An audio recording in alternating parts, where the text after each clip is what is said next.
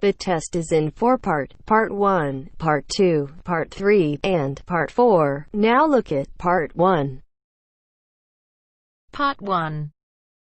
First, you have some time to look at questions 1 to 6.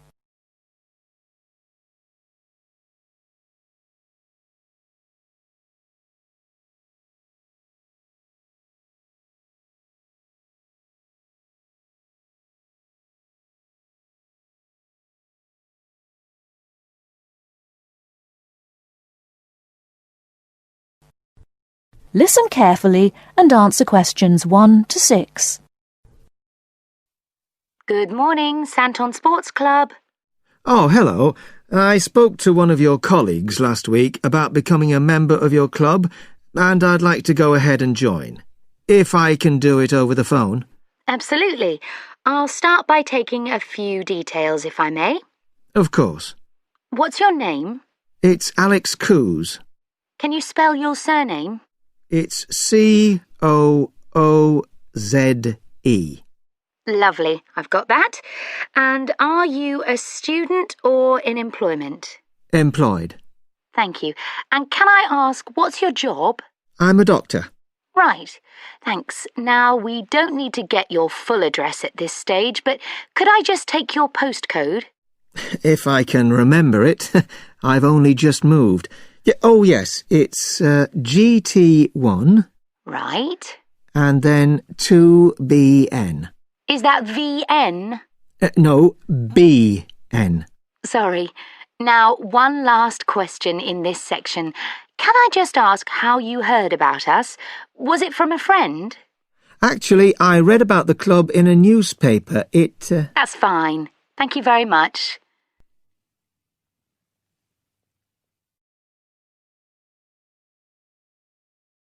Before you hear the rest of the conversation, you have some time to look at questions 7 to 10.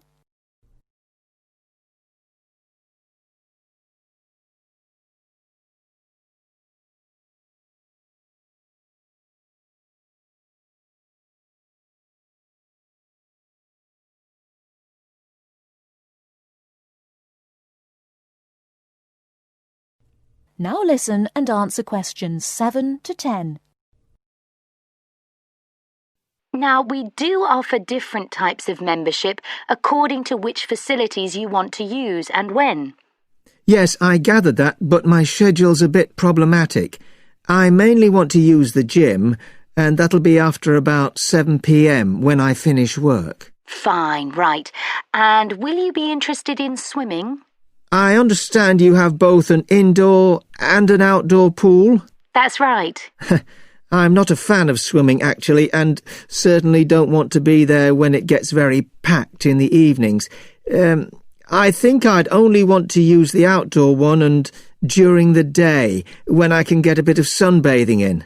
And when the children are at school, of course, so it's a bit quieter.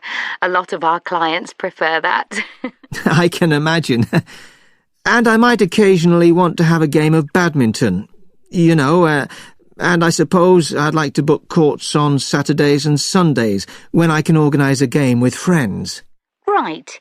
And would you be wanting to use our other club facilities, such as the sauna, steam room or tanning bed? They're open all day until 9 p.m. Well, I think I'd only want to use the steam room, and probably after I've been doing heavy exercise. So, shall I put that down as evenings? Sorry, no, I'd probably only use it on Saturdays, and the occasional Sunday, you know, when I have more time to relax.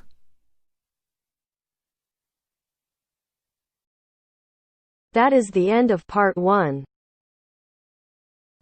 You now have half a minute to check your answers.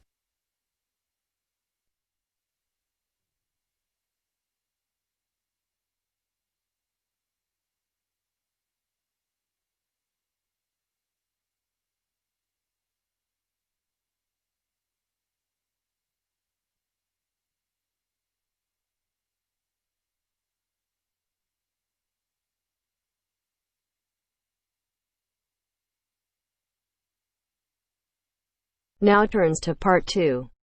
Part 2. You will hear a talk at an open day at an alternative health club. First, you have some time to look at questions 11 to 15.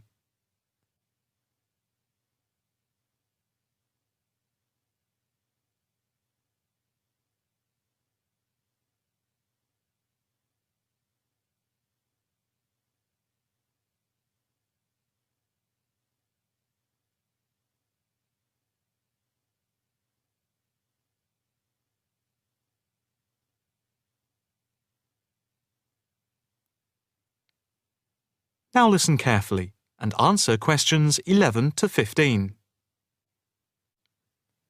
Good morning, and welcome to the open day of our new Alternative Health Club here at Chelsea Bridge. I have to say it is very pleasant to have so many people turn up. My name is Harry Wilkinson, and I work as one of the 9 permanent staff members employed here at the club. The main aim of the open day is to give you a quick tour of the building. But before we do that, I'd like to introduce you to a few people employed at the club. Not all of us are here at the same time.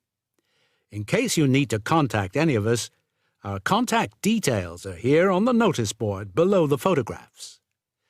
First of all, this is Sean Bond, who is the technical manager, and his job is to supervise equipment like computers and all the electrical equipment. And this is Margaret Lloyd. Her main function is to oversee training, and she is therefore in charge of all the full and part-time therapists. The next important person I need to introduce you to is James Todd. He is our liaison officer. What he does is manage bookings for the club rooms and equipment, as they are open to different organizations, from the local college to corporate clients like banks and so on. Last but not least is our physiotherapist, Edward Marks, who works part-time Monday, Wednesday, and Friday. Edward plays an important part in the life of the club. His main role is to prevent injuries. Before you hear the rest of the talk, you have some time to look at questions 16 to 20.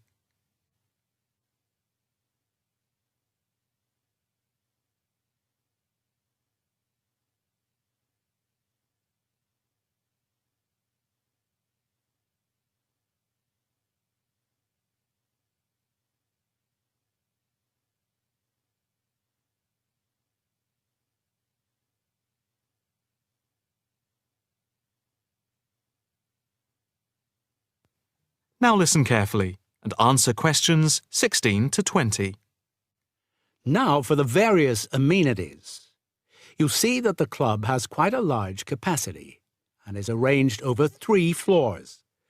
There is a lift by the reception and the stairs. On the ground floor there are 2 large halls which are used for yoga, tai chi, Pilates, and dance and fitness classes for different age groups, with a shop and cafeteria over here. On the first floor, we have a full range of fitness machines, which are available in the large central hall, around which there are various offices. The changing rooms are also on this floor. On the second floor, there is a series of small therapy rooms with waiting areas for clients. These may be booked by individual therapists.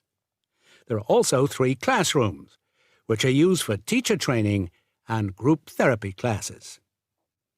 We have a very extensive therapy training program accredited to the University of Manwich, with training in counselling, for which we have 3 programs at the moment. As regards the various types of yoga, acupuncture, and the Alexander technique, there are currently 9 different training classes going on. Information about the training can be obtained from the brochure, which you can pick up at reception and from the club website. There will be a chance to talk to trainers for those interested in counselling this Saturday at 10 a.m. For yoga, etc., there will also be an informal gathering of trainers on Thursday at 4:30 p.m. So, if you are interested in becoming involved, this is your chance. That is the end of part 2. You now have half a minute to check your answers.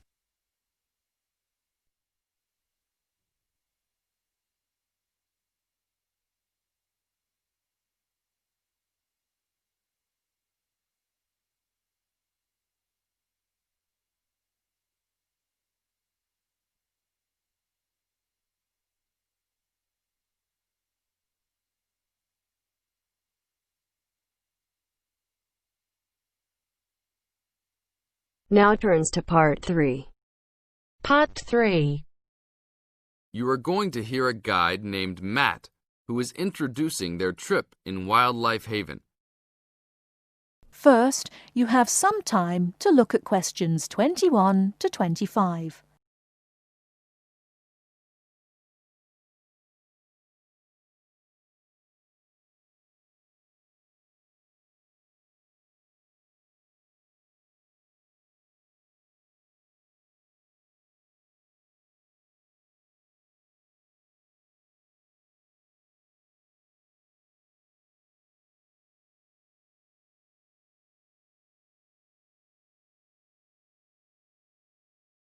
Now listen carefully and answer questions 21 to 25.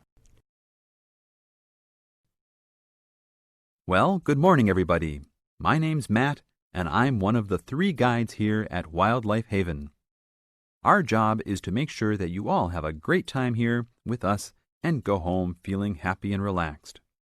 As you can see, we're away from the city in a remote area between a national park and the sea.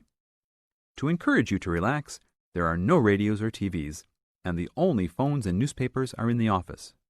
So, if peace and quiet is what you've come for, this is the place to be. From your cabin on the hill, you'll find you have the national park behind you, and you can look out from the sea from your front balcony. Your luggage will be unloaded from the bus and taken to your rooms in a few minutes. Once you have picked up your key at reception, please locate your room and check that all your luggage has arrived. The daily program here at Wildlife Haven is flexible and only as demanding as you want it to be. You should each have a brochure setting out the facilities and various walking tracks you can take. And on the bus, you are given a green sheet setting out a number of group tours in the coming week. If you want to join any tour, just write your name and room number on the relevant sheet along the wall here. Tomorrow, there is a beachcombers and rock hoppers tour exploring marine life in the rock pools along the beach. Or, if you'd prefer to go inland, there's a guided forest walk that takes you off the walking tracks. If you want to catch some lunch, you could join the beach fishing expedition. And at night, you'll see there is a moonlight forest walk that leaves each night at 7 p.m. So there is plenty to choose from at Wildlife Haven, and of course, that includes just sitting on your balcony watching the waves roll in. But I would recommend my favorite tour, the Waterfall Walk.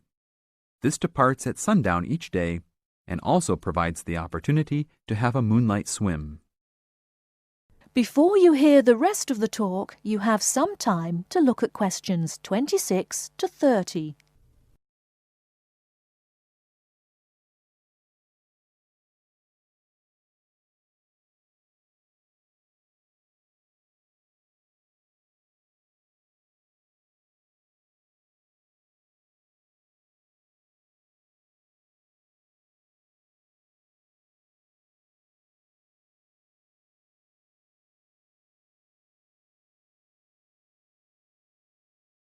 Now listen and answer questions 26 to 30.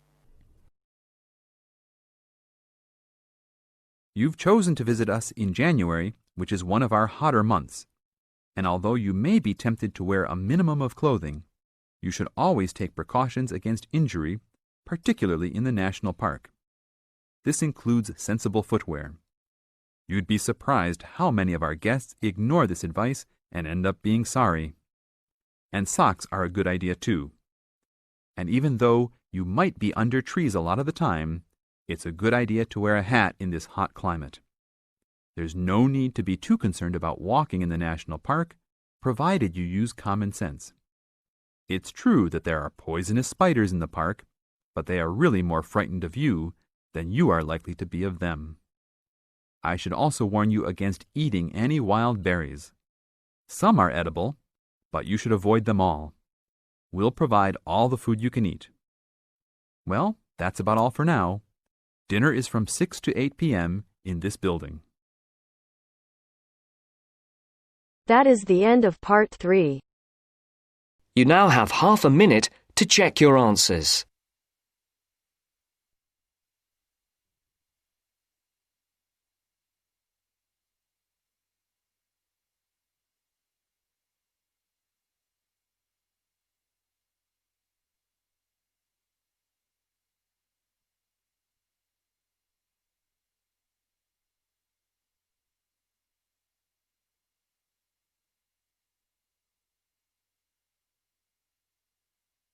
Now turns to part 4. Part 4. I'd like to go over some simple security measures today. First, you have some time to look at questions 31 to 40.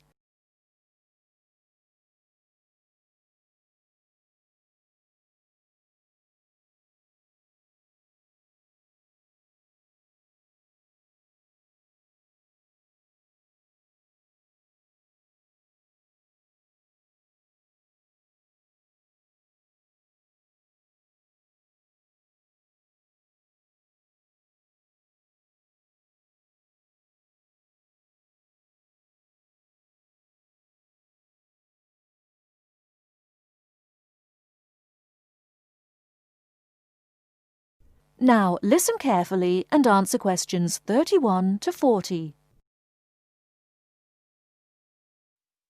Hello everyone. I'd like to go over some simple security measures today.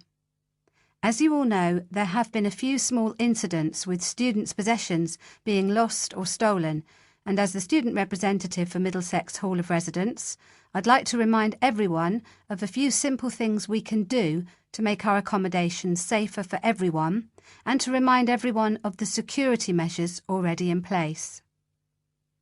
First of all, I'd like to go over what security measures are already in or around the halls of residence. As you turn off the road into Middlesex Hall, there is a security barrier for people arriving by car. Students, or anyone else for that matter, have to report to security through the speaker before they can even enter the car park.